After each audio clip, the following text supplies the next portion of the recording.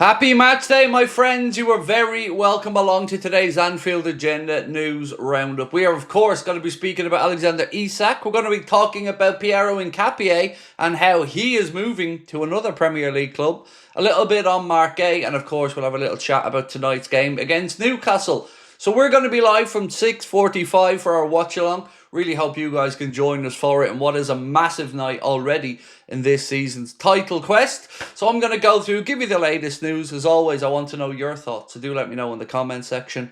Drop a like on this video if you enjoy it. And don't forget, if you would like to submit your player ratings to be averaged out and included in our player ratings video, make sure you are signed up to the Anfield Agenda WhatsApp, as that is where Connor posts in the link for everybody to join. Scan the QR code there on the screen and you can take part as well. Right, let's get stuck into it. We're going to start with Paul Joyce, who said, Rio Ngamoa sparkled in pre-season to such an extent that Liverpool have said they would rather create a pathway for him than sign Bradley Barcola or Malik Fofana. Now look, I have no problem with keeping a space for Rio Ngamoa. He's an undoubted talent. He's absolutely fantastic. But we have seen he isn't a senior player yet. So this narrative that's now being created that any signature would block a pathway for him, I'm just not buying it. Ultimately, Liverpool so far have had a brilliant window, but we need to finish it off like I've said. And the narrative is going to be it's Isak or nothing. So if it is nothing, that isn't good enough. It is so far removed from being good enough. Remember, we're going into the season with Salah, who'll be away for 6 games, Chiesa, who's not match fit, a 16-year-old in Rio Ngamoa, Gakpo and Ekitike. We need badly at least one more forward, and then we should have the tools to attack the season. So let's see what happens with Isak, but I don't like the narrative around Isak or nobody at this point. Fabrizio Romano even seems to be backtracking somewhat here. He said, internally, Newcastle hope Alexander Isak can be back in full training next week. Tuesday onwards will be important to understand whether Isak will join Liverpool or stay. This from the guy who all summer kept saying Isak only eyes for Liverpool, Isak in Liverpool, Liverpool and Isak, blah, blah, blah. Now again, a little bit of backtracking, but we still have time in the window. Newcastle's chairman is going to be there tonight, so I'm sure high-level talks will take place between his counterparts at Liverpool and himself. So the newspaper, MSI Douglas, have said the suspicion at St James's Park is that Isak has been deliberately unsettled by Liverpool in an attempt to broker a deal below their sky-high valuation of the player. They believe Liverpool lowball them, so it might cause him to agitate for a move. Absolute nonsense. Absolute nonsense of the highest order, ladies and gentlemen. Isak told them he wanted to leave. Isak hasn't been given a pay rise for a year when he was waiting for one. This copium, and that's all it is, from the Newcastle side, once again just fails to acknowledge their absolute mess of a window, their absolute lack of proper recruitment, and it's easy to just blame Liverpool, isn't it? We're the big bad wolves in this situation. Then why haven't they signed all the players they wanted? That's probably our fault as well, is it? I really, really do hope we get a result tonight, because this narrative and this one-sided affair has been really frustrating as a Red to sit back and watch. Right, Dominic King of the Mail, or of the Mirror, I can't remember which one he writes for, said Rodrygo is not an option for Liverpool, even if a move for Isak is impossible. So if we can rule out Rodrygo, we're not sure on Isak. Fofana and Barcola ruled out because the pathway has been blocked. It is pretty much Isak, or the whole summer transfer window has been a mess. And I get people may disagree with that, but let's look at it numerically. Like I've said, we've 4 attackers, one of them unfit, and a 16-year-old. We have not done enough. We have let Darwin go, Diaz go, Ben Doak go. We lost Diogo tragically. 1 forward signed. Not enough, whichever way you dress it up. We need one more. We do need one more. I don't want to be sitting here halfway through the season with the I told you so stuff. We have to be vocal on this, folks. We need signings. You might say wait for Isak, but we're writing off half a season again. We're hoping we don't pick up injuries again. That is not what this window was supposed to be about.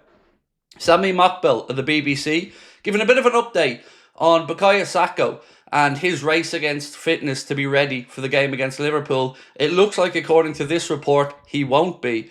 So, Sami Mokbel said, Bukayo Saka expected to miss 3 to 4 weeks with a hamstring injury. As we know, Liverpool take on Arsenal on Sunday last game before the international break.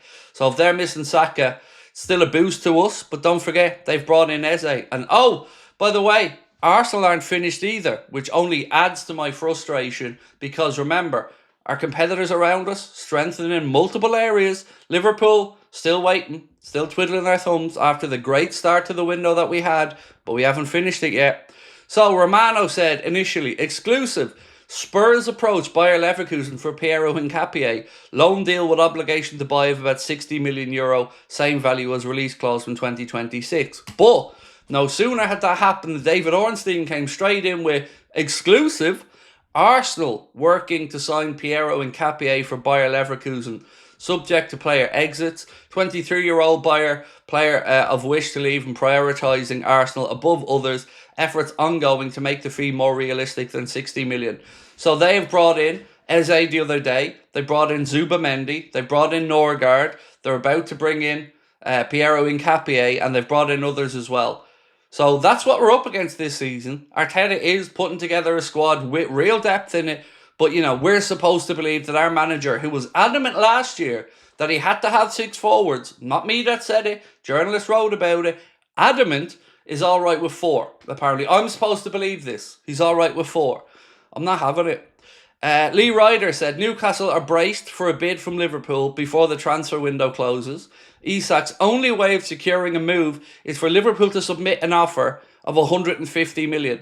So again, the lies from the Newcastle side. Which one is it? He is available, he isn't available. There is a price, there isn't a price. They need 2 players, they don't need 2 players. Which one is it? Again, all the way through the window, waffle, waffle, waffle. They either want a player at a price or they don't want to sell him, one or the other. So if it's 150 million, that gives Liverpool a decision to make. Do they pay it or do they ruin their own window? Because make no mistake about it, I am absolutely adamant, if we do not bring in another top caliber forward, we can kiss bye-bye to retaining in the Premier League. Because over the course of the season, we simply won't have the bodies. Salah's away for 6 weeks.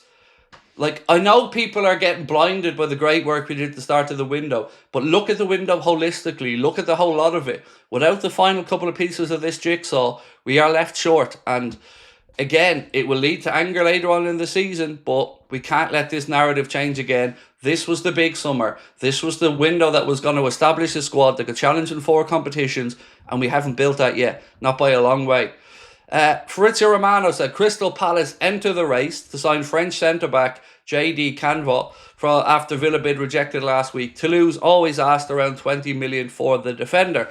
So this guy would be the Marc Guéhi replacement, which would at least give us hope there. Although there is a caveat. Manchester City are now also looking at Marc Guéhi. So we best get our fingers out there as well. Clock's ticking, Messrs Hughes and Edwards. Time to get these last 2 jigsaw pieces sorted out.